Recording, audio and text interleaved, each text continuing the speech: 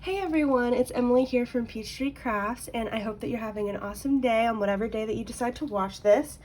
And today I'm just sharing a few projects that I've made with the Gingham Garden collection. I do have a series on my channel that I will link in a playlist below for you, so if you would like to check out the process video for any of the things that I show you in today's video, feel free to do so. I know I would super appreciate it. Make sure to leave a comment and like this video as well, just to help support my channel. And again, I have a process video for everything that you're going to see, so if you're curious, just check that playlist and you will be able to find whatever you're looking for. So I am sending off 2 different Gingham Garden packages, so you're going to see a lot of doubles of a few things. I kind of stick to what I know whenever I send outgoing mail, especially whenever it's been a while. So this is an embellishment that is kind of my go-to. I love making shakers, so these are some Gingham Garden shakers. And the sequin mix I made myself. It's a mix of some AliExpress sequins as well as the little diamond dots that you can pick up from Joann and Hobby Lobby. And then I also just made sure to include some blank shakers for my pals to use and be able to decorate all on their own if they would like to. They're always just handy to have. You can also use them as a bookmark. Sorry, this is actually another decorated one. On the vellum ones, I used those clear transparent stickers from the Crate Paper collection for these, which originally I had no idea what to use for, but they ended up coming in handy for that. And then I did go ahead and package up a few of these shakers as well. So here is one with a little back topper, and this is on a clear piece of acetate with some gold stars. This paper is from Hobby Lobby. And this is the other one all packaged up. And I used a mix of tulle shakers and vellum shakers for the collection and the mail that you guys see. Okay, so those are the first embellishments that I made. And then I made some rosettes that I'll show you guys next. Again, I have some decorated ones. I'm not the best at making rosettes. Some of these were made using my Cricut, and then some of them I hand scored. The ones that look like this are handmade. They're just a little bit messier, I guess, but same difference. They're a lot easier to decorate because they're a little bit more flat, so that's why I have a little bit of variety.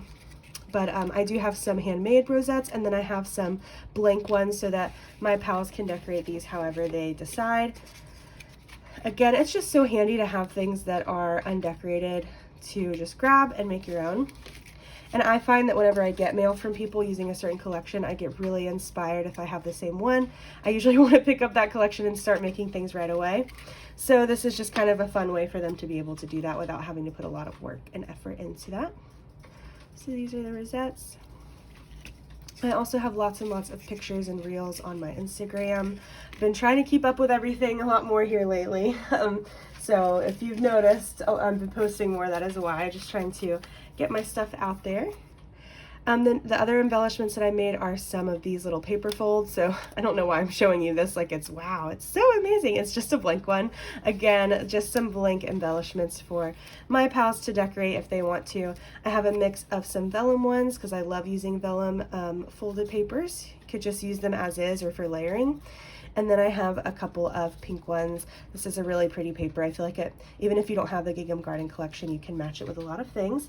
And then for the decorated ones, I decided to package these up. And I always, if you're wondering where my packaging is, I just hold on to every little thing that comes in like a clear plastic wrapped thing. I try to hold on to it because I know that I enjoy making packaging and things like this. So I have a little drawer in my craft room where I keep all of these things, and then whenever I need it, I just find the right size for what I'm making and I can pull it out.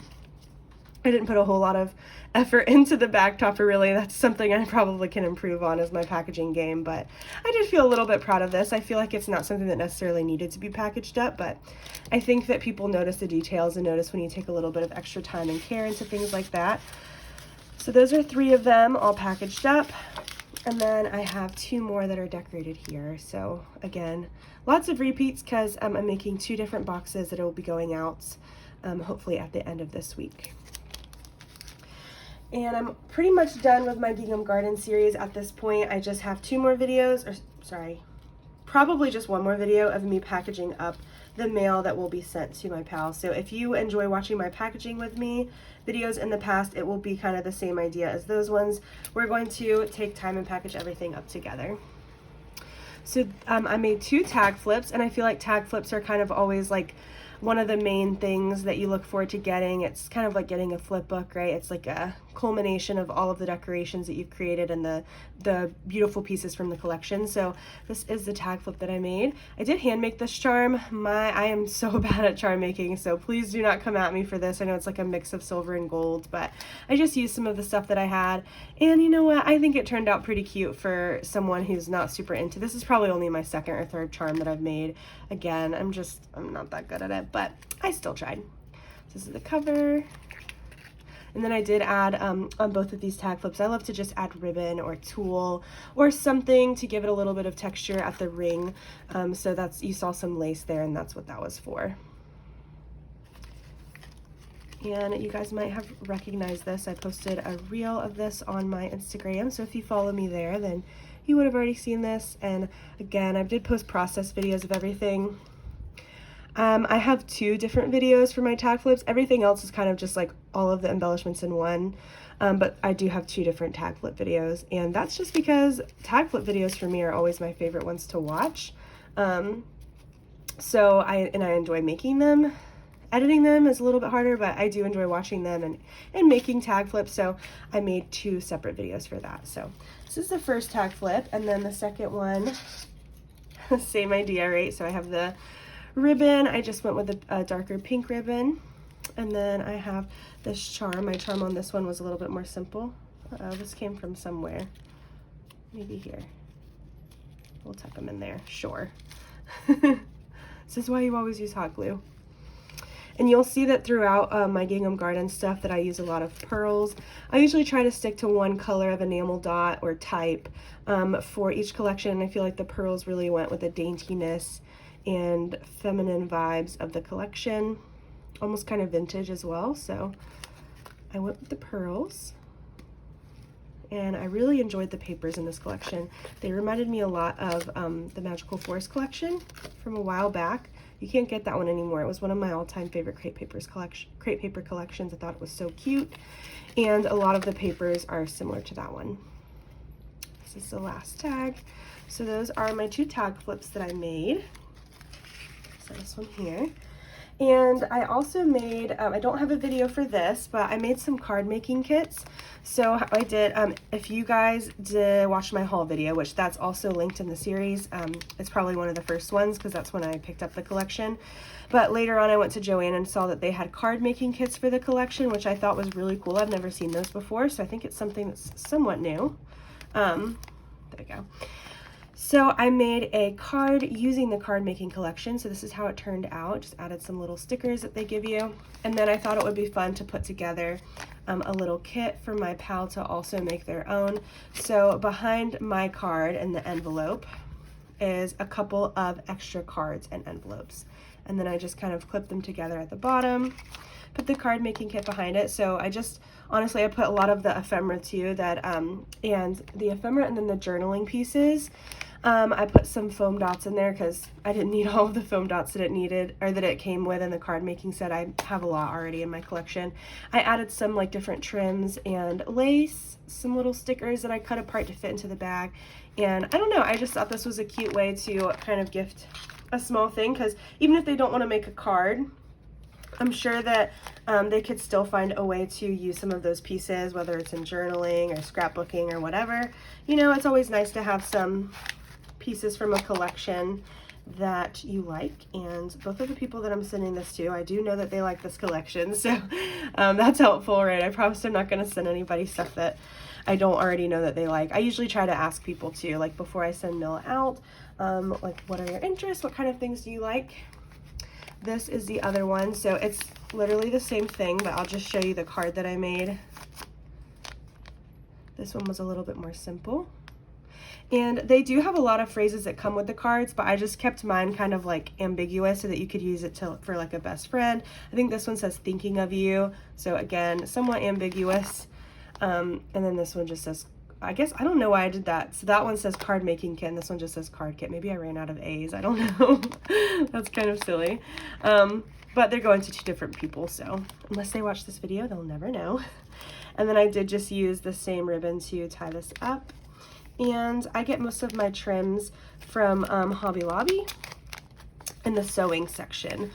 Some Hobby Lobbies have a separate section for like paper type of ribbons and like planner, accessory, things like that, where you can find ribbon. I usually go to the sewing section and get my ribbon there. They'd have better sales in that section anyways. Okay, and then a few random things that I'll show you. So I like to make sequin mixes for my pals because number one, they're cute, they're reusable, you can recycle them. And then number two, it's just a nice way to kind of have like, I feel like it's almost like a reference or a reminder of that collection, but you can use it with any collection. I try to keep them not too similar. Like for example, this one is really just pink, white, and gold. So hopefully that would work for the person receiving this. And I don't want to name names yet, just in case the video goes up before they get it. One of them is international. And then here is another sequin mix. This one is a little bit more color specific to the collection, but I had some extra left over from something that I had made, so I just popped it in this little sequin container. And I think I'll probably end up making another one of these to go in the other package. And then lastly, I have my pocket letters that I've made. I always make, these are like a pocket letter purse that I make to house the pocket letters, just so that way they're not kind of thrown in the box. It's kind of something that's kind of an odd shape. They're kind of large, so I've never found a good way to package them until a few years ago when I came up with the idea to make a little purse for it. I don't use a file or anything. I actually do have a tutorial for this. It's pretty old, but I'll link it below if you're interested in making your own. Very simple. You don't need any sort of big cutting machines. I think the fanciest thing you need would be like ruffle edge scissors, and that's, you know, of course optional. So I'll show you guys what this looks like.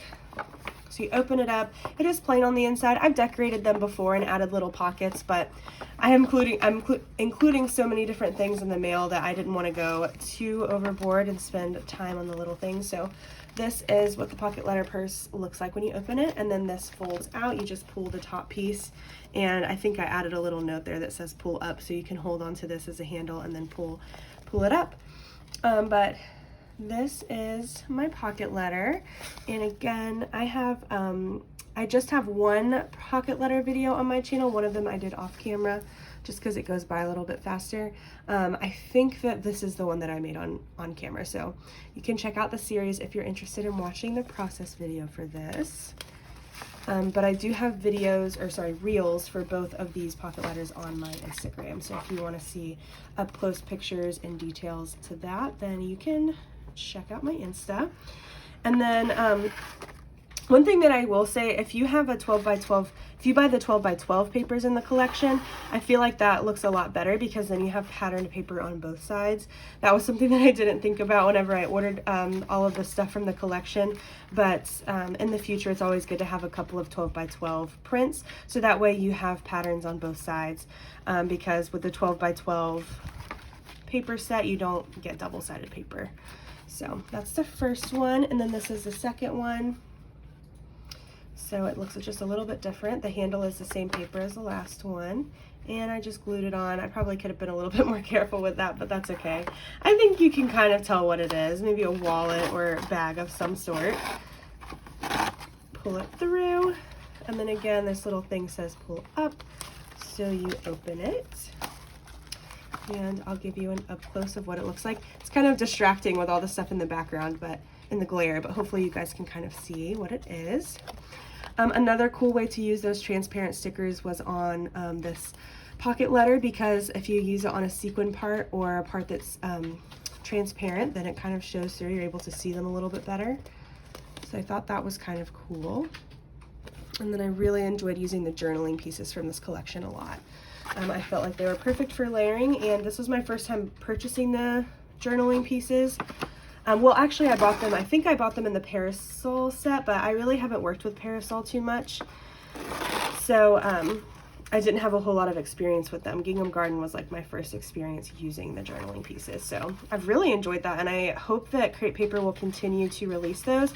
I know they're not for everybody because some of the pieces are a little bit thinner, but I know that I have definitely enjoyed having lots and lots of small like little paper things, and even bigger paper ones. There's like some 4x6 like cards in there that you can use for journaling.